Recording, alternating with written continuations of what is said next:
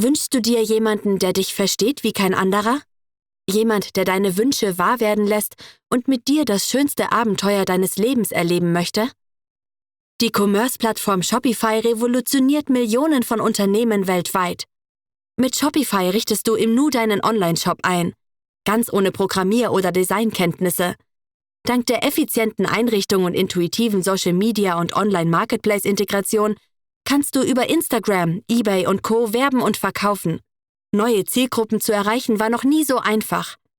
Shopify bietet auf einer einzigen sicheren Plattform alle Tools, um dein Online-Business aufzubauen. Kostenlos testen und dein Business der Welt präsentieren. Shopify.de/try besuchen. Einfach shopify.de/try eingeben und loslegen. Made for Germany. Powered by Shopify. Wusstest du, dass Zehntausende deutsche Unternehmen bereits Shopify nutzen? Von innovativen Start-ups bis hin zu Familienunternehmen mit langer Tradition? Die Commerce-Plattform Shopify revolutioniert Millionen von Unternehmen weltweit.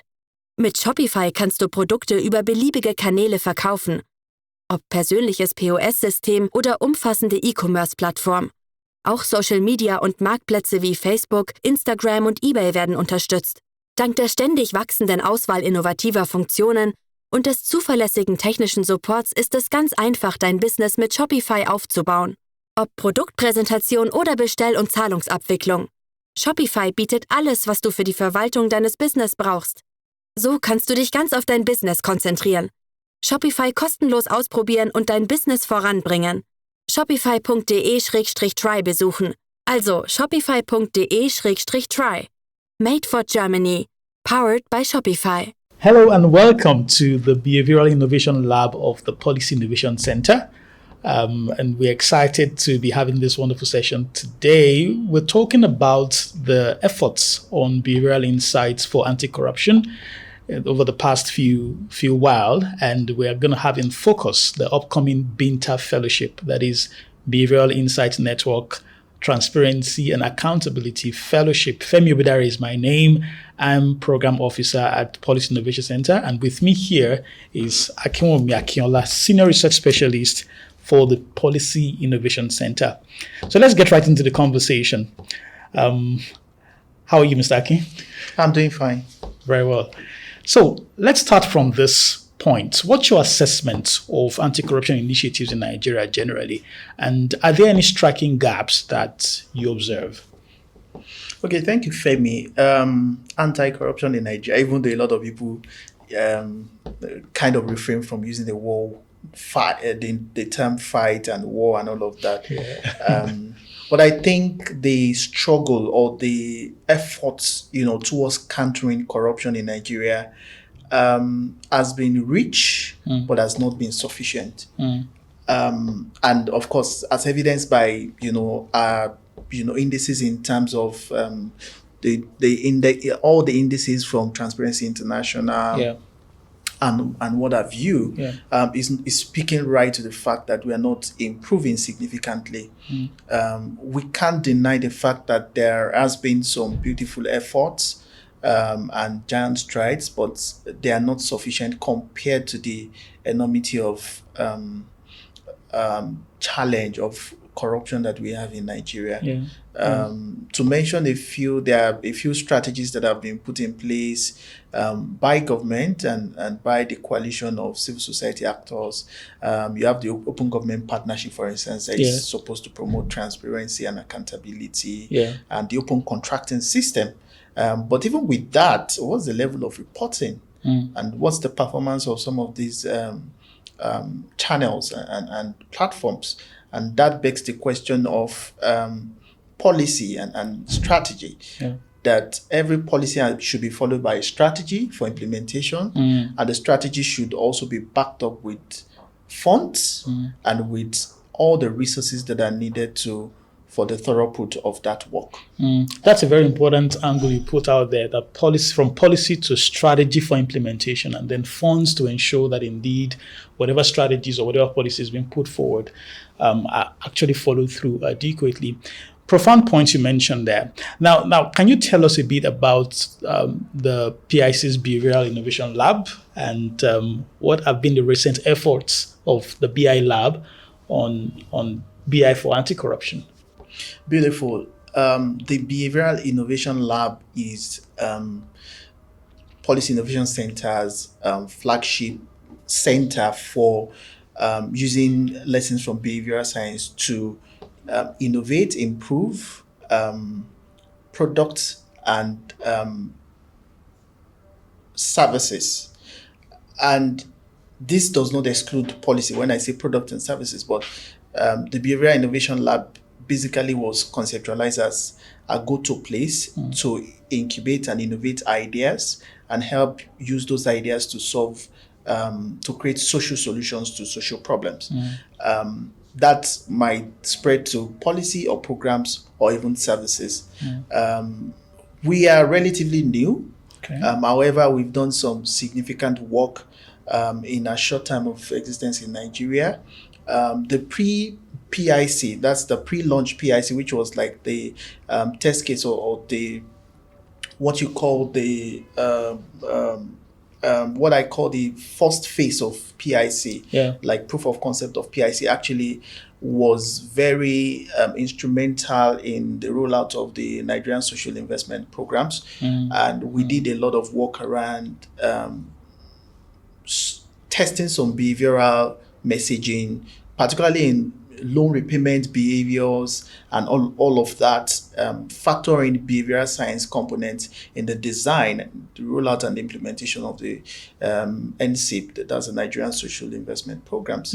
And that's really gave us a good evidence as a good way to start the belief work that we're doing in Nigeria. But after post that first phase, after the launch of the BIL itself, we've been involved in certain beautiful work. For instance, in the private sector, we've supported things around financial inclusion, promoting financial inclusion, particularly using the banking services as an entry point. And to that extent, we've been able to work with some organizations in developing and embedding behavioral science in curriculum that teaches how behavioral science can be applied to financial service provision to improve uptake of financial services. And beyond that, we're also working with a couple of organizations with respect to promoting financial inclusion, talking about NIN enrollment, and then up to the end of the value chain, which is digital financial services uptake. So we're doing a bit with regards to that in private sector. In the public sector, we are very big about capacity strengthening.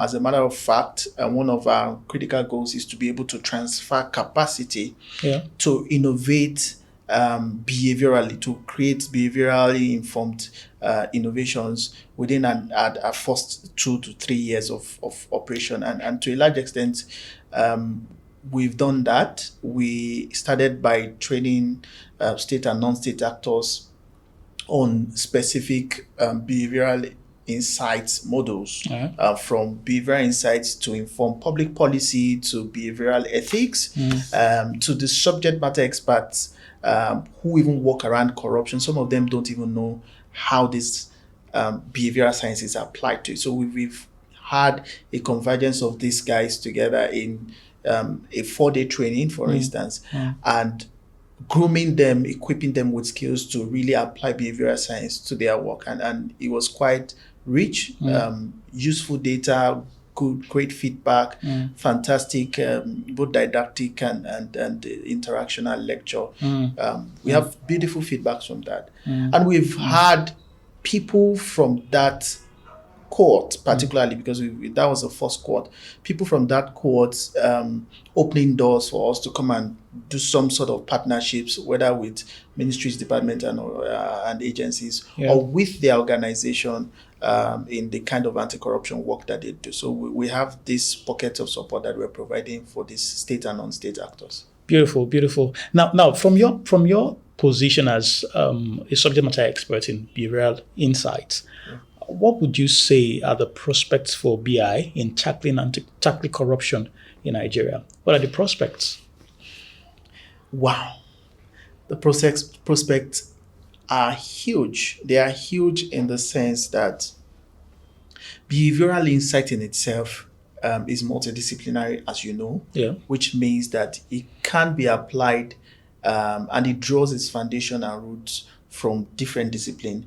And that makes it very unique in the sense that the people who are behind policy designs usually lack that multidisciplinary skill. And that itself gives you that unique angle to see things from a very holistic view. So for instance, if you take it from the legal point of view, if you have a legal background and you think that legislation is the most appropriate route to, in quote, control people's behavior, you'll be shocked at the kind of response that will elicit from the citizenry. Whereas somebody from multidisciplinary field like behavioral science will tell you that you didn't factor in human angle and human-centered design in creating or drafting this policy. And so to that extent, there's a lot of potential, particularly for testing and trialing policies. But before even trialing them, in the entire design of it, co-creation, there has to be that multidisciplinary approach to how you see policies and how you draft policies. And that's a big gap in what we have or what we see in the process of policy making in Nigeria right now. You just have, I recall an incident we had with somebody where the person was recanting how policies were made. Well, this was at subnational level, and the person and the question was posed to him like, okay, so how did you come about this policy? The person said, oh, the commissioner just had a 2-day retreat in the hotel, came up with some policy document, and that was binding. Wow. Suffice to say, that's not the best way or best approach to.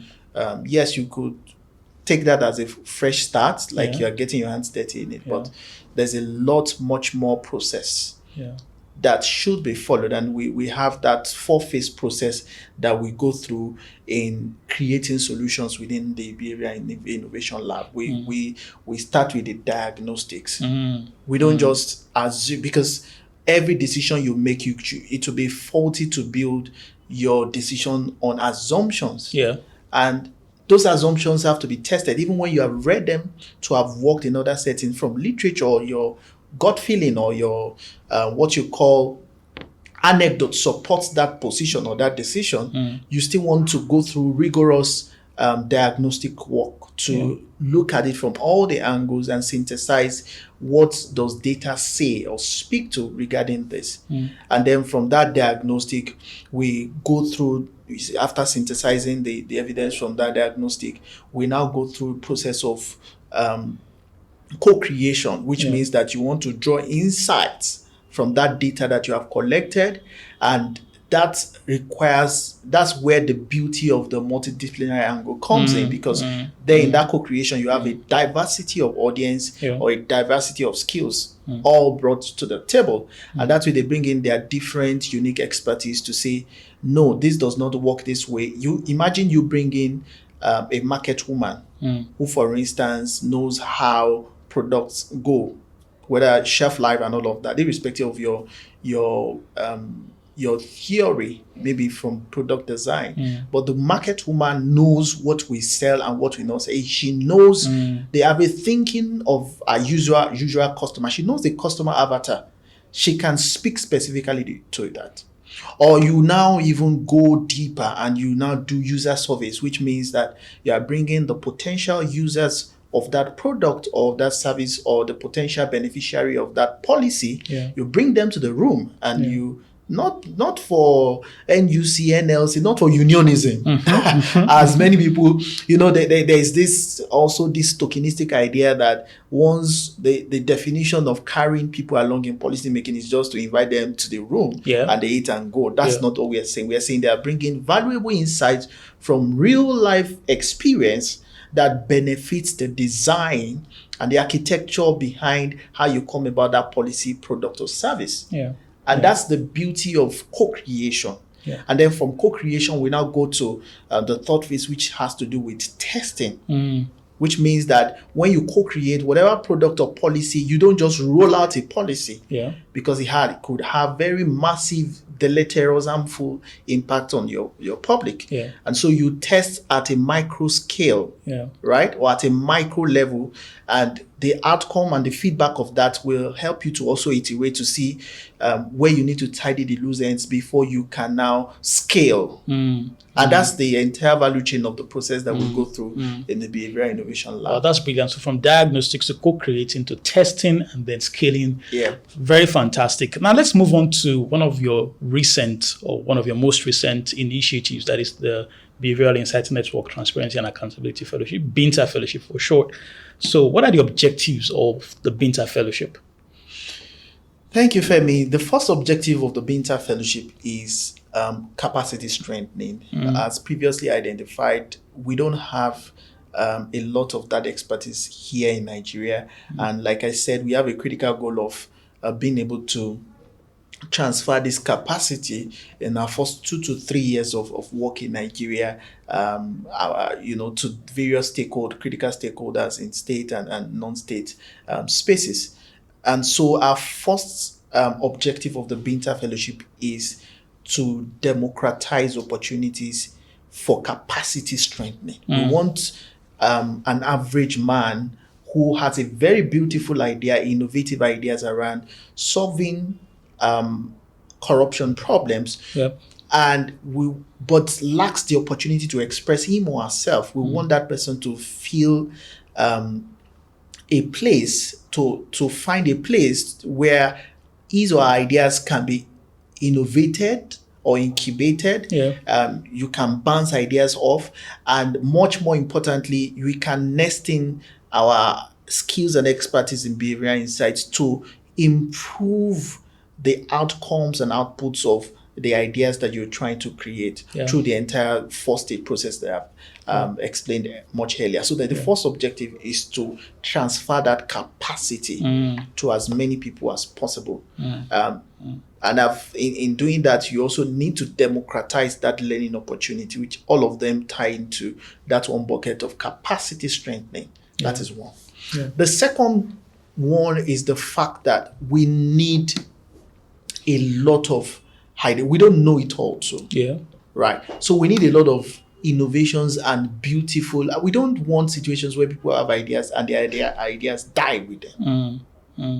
And so to that extent, we are creating a platform for convergence of ideas that can help us solve our problems. Fantastic. So to that extent, our second objective is to be able to iterate non-conventional ways to solve Nigeria's corruption problem. And we are very big on that. We are tired of the rhetorics and things that do not work that we bandy around as an intervention. And we really are very interested in how we can innovate.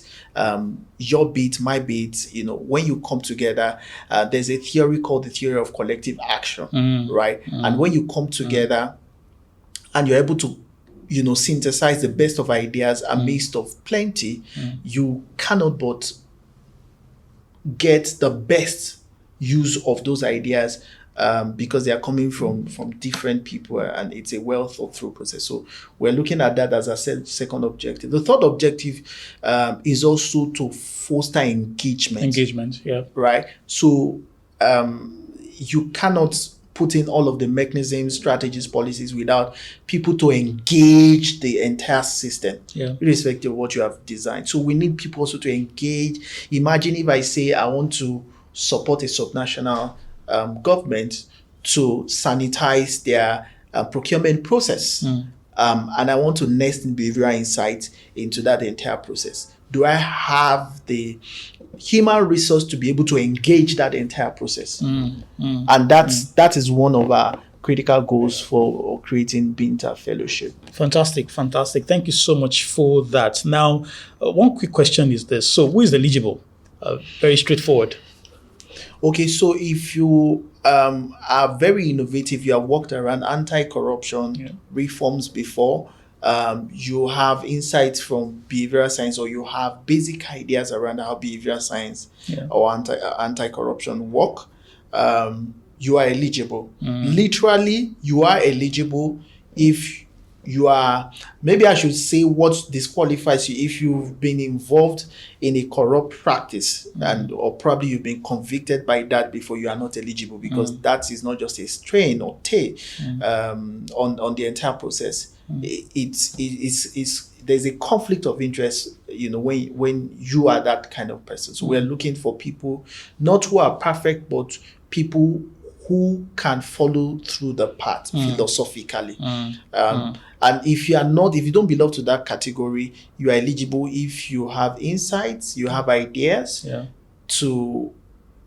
solve the corruption problems that we have in Nigeria. You are eligible. Yeah, that's beautiful. And one very important question I know around every form of initiative is sustainability. So the question here would be that what happens after completion of the fellowship? I know the fellowship lasts about 6 months thereabout. So what happens right after that for the fellows? So the fellows are going to, we're not leaving them stranded. We are going to, the entire process, like I said earlier on, is even a hand-holding process, which means that they have coaching calls, they have webinars, and a lot of learning sessions through the entire process. As a matter of fact, one of the key things that they are going to do in their onboarding process is to go through their online learning management system, where they get to engage with specific behavioral insight principles as it applies specifically to anti-corruption reform. But beyond that, we also, don't forget, we said our third critical goal is for engagement. And so post the fellowship, we want to keep the engagements going, which means that we will co-opt them or invite them to join our community of our burgeoning community of practice. Fantastic. Of behavioral insights practitioners in Nigeria. Beautiful. And that, you can just imagine a lot of engagements and activities, collaborations that are going to evolve from there. Beautiful. And that way you don't feel alone. You don't feel like, oh, nobody's listening to me, or nobody even feels the pulse and the weight and the potential of my idea. Beautiful. And so that creates a lot of ripple effect in terms of how we engage, how we collaborate, and how we partner with each other to do future work. Beautiful. Just 2 more questions and then we'll be wrapping up here. The first question would be that just a little bit more insight into how BINTA is going to run. Oh, by the way, before I move on, I particularly appreciate the fact that the BIL is considering incorporating these people into a community of practice so that there is consistency even after each of the fellowship sessions. Things are happening, they are part of the conversations, capacity can continue to be strengthened, and a lot more can happen. That's a way to go. So 2 questions, like I said earlier. The first question here would be that just a little bit more insight. So how is the BINTA fellowship structured? How will the fellows receive their trainings? Is it going to be on-site, a combination of on-site, off-site? What is it going to be like, briefly, as we wrap up? Okay, so it's going to be hybrid. So first, once you are selected, you are going to be onboarded, and that onboarding process will mean that you would have to interface with critical players in the field who you probably will look up to. At the onboarding, you would also be introduced to mentors with whom you are going to have coaching calls all through the life of not just the design, but the implementation of your change-making idea. And so after the onboarding, then we give you opportunities to interact with our learning management system, so that even if you're agreeing on, you wouldn't have any excuse as per not knowing or not being grounded in terms of what corruption is or what behavioral science is. And that's where you can also ask questions. So, but we are also very aware that you may not get answers to all your questions from the learning management system, which is going to be digital. We to that end, we are going to have webinars and Q&A sessions, information sessions for you to interact with us and direct your questions at expert faculties drawn from around the world. And that will air out the next phase, which is like you are co-creating your ideas. After having been grounded in the basics of this work now, you are co-creating. Yes, you came into the fellowship with some ideas, but maybe they are not beautiful enough. Maybe they are not perfect. Maybe they are not nested with best practices and insights from behavioral science. We will do that through co-creation meetings. Each fellow will work in groups, because don't forget that one of our critical goals is engagement. Yeah. So each fellow will work in a group of with 9 other people, making 10 people working in a team, and they will co-create a winning and befitting ideas that will be implemented. And trust me, BIL is behind them financing the operationalizing of that idea. And so after the co-creation, which will involve coaching calls also with their mentors, they will be given a 6-week duration to implement their change ideas. Of course, that is still flexible right now, but we're looking at a range of between 6 weeks and 3 months for them to implement their change ideas. After which we will now introduce them or inaugurate them into the membership of the Behavioral Insights Community of Practice, which we're talking about as part of our sustainability plan. All right. Thank you so much. This has been really insightful, and I believe that a lot of people who are listening to this would want to engage and know more about BINTA Fellowship and even BIL, that is the Behavioral Innovation Lab, and the PIC, the work that we do. So any final words for anyone listening to this before we wrap it up? Okay, final words will be that if you just spread the word, even if you think that you are not the direct beneficiary of this, you never can tell whose idea you are fanning to light when you share the news and you share the information, particularly to specific people you think can benefit from it. That is the first one. The second one is that you should also embrace behavioral insights. I know that we are not quick to change in Nigeria and we just get used to the old things, but it's quite fascinating that behavioral insights can be applied to virtually every part of your life. It's just like project management. And so I will want to really be that advocate that you embrace behavioral insights in whatever field of play that you find yourself in. And of course, engage the Policy Innovation Center in your efforts to embrace behavioral insights, whatever you do. Thank you so much, Mr. Akinwumi Akinlago. Thank you so much. We've had a wonderful time listening to you. And to all our audience, thank you so much. All our listeners, thank you so much for your time. We hope and are looking forward to engagement with you, either via BINTA Fellowship or via other efforts by the PIC to advance the use of behavioral insights in every endeavor of life and in policy making, and in whichever way that it might be applicable. Thank you so much for your time. We hope to hear from you. Thank you.